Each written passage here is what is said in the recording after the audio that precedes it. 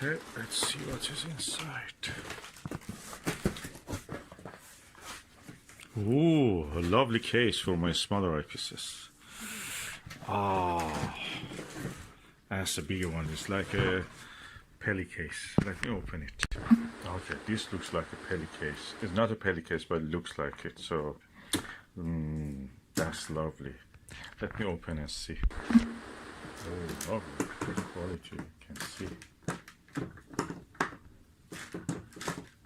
The lock looks a little loose, but we will see anyway. Let me just open the rest. Okay. Not bad. This one a little bit loose, but anyway. Let me just remove the plastic completely. Nice case. Let me just open it and see how it will be.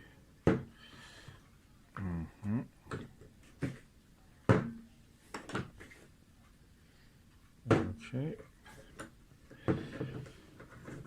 Oh, it needs a bit force. Oh, it's not bad that the door actually opens. A little bit, yeah, different. Okay, 2 layers here. And let me see, I never looked what is underneath. There have a key or something. No, underneath is just empty. There's a layer of foam, uncubed, but this one on top is cubed, so good. Diced, as they say. Yeah. So there is a place for locks. You can lock it. If I close it, how it will be? It's strong enough to hold on. It looks strong enough. I feel there is not enough friction on this one, but this one has enough friction. Probably if I put a little sellotape, it will create that, or a duct tape. Looks a little bit loose here, but we will see. Anyway, this is for lighter eyepieces, so hopefully that will not be no problem. So let's bring the eyepieces and see what we can do. This is a box for lighter eyepieces.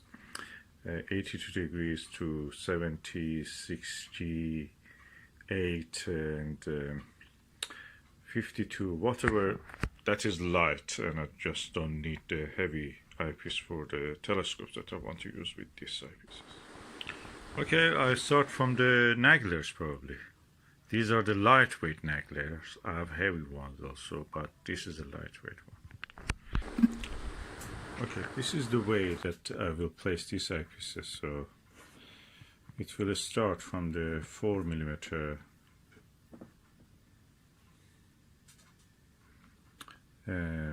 Nirvana, then goes 5mm Nagler. These are all 82 degrees. Then goes to 7mm Nagler. Nirvana. I have a 7mm Nagler which I can put here instead of the 9. Let me do that. Yeah, 7mm Nagler here, then the 9mm Nagler, then the 16mm Nirvana, then we jump to 24mm Panoptic, 28mm RKE, Edmund Scientific RKE, and then this excellent Celestron 30mm, which is the widest possible angle you can get in a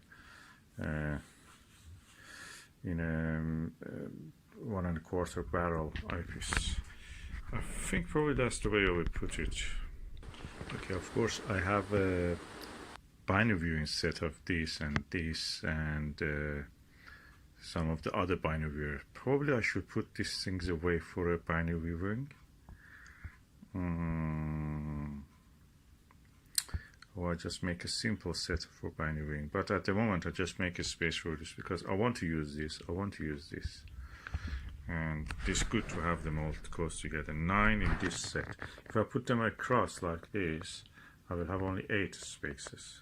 But if I put it like this, hopefully I will have 9 spaces. I could put more eyepieces there, but there is no space there, so I'm just jumping them plus all of the Televue and so. So I think that's what I will do.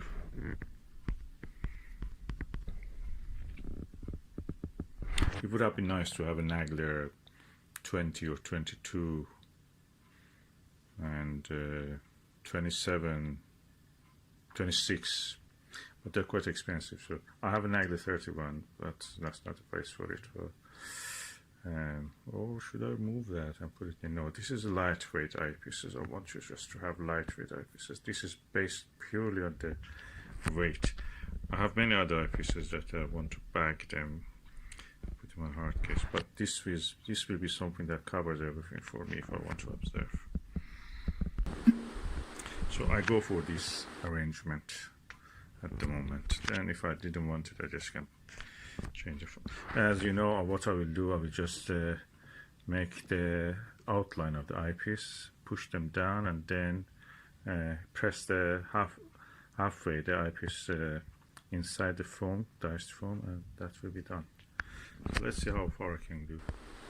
Okay, as you can see, the 4mm one, I press this foam down like that, and 4mm one, I press it down, and it stays there, hopefully. And when I close the case, of course, the pressure of the case will be making the space for it. So the next one is the 5mm Nagler. So I've made a space for 5mm Nagler, just pushing it down. It's a little bit asymmetrical, but that's what I have to do. And let's see how it is. And now this is the turn for 7mm Nirvana, which will be here. Let's see how it is. Okay, the 7mm Nirvana has now found its place, and now I'll go for the 7mm Nagler. Okay, as you see, 7mm Nagler is a very straight, easy one, so just put it there and put the number in a way that is visible.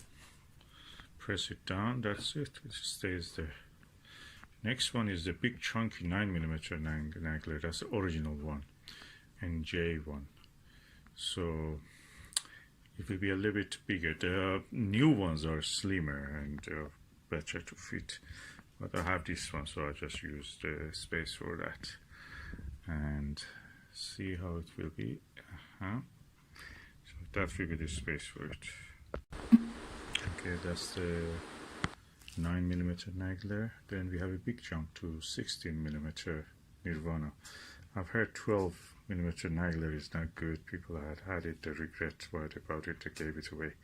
30mm is the same, but very chunky, so it's not good for being a lightweight eyepiece. I think 16mm will cover mine, and that's what I will do. As you can see, the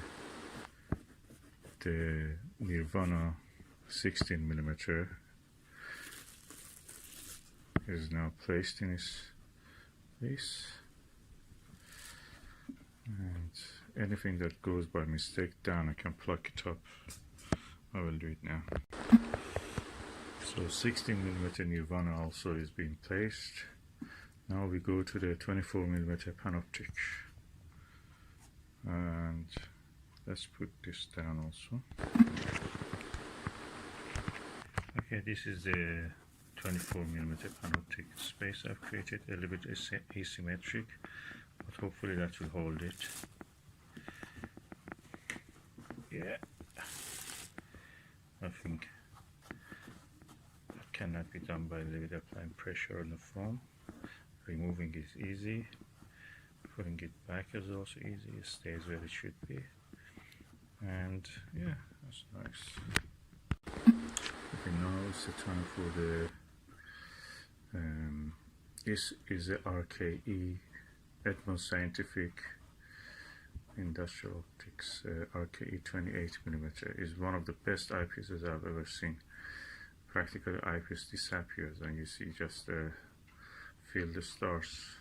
So I want to use this more, and this is a lightweight eyepiece, so it can be used in this case. So it doesn't take much space, so I'm just putting this now in. And as you can see, two of the dice cubes, 2x4 glass cubes. It's a dimension that easily fits this. If I press it, it just stays there. Now we go to the Celestron Ultima series 30mm eyepiece, which is equal to the 30mm Takahashi LE. It's one of the best eyepieces I've ever seen, so I'm going to use this in the light hard case. And again, as a kind of LE eyepiece is a little bit wider than the field of view is 52 or 55, 52 I think degrees compared to 42 of a puzzle. It doesn't take more than 2 by 5 of these diced foams, so it's quite easy to place it here and it should stay there easily. So 30mm Ultima. The whole package is now looking nice and neat. You just need to close the case and let them to settle. I'll take a few photographs.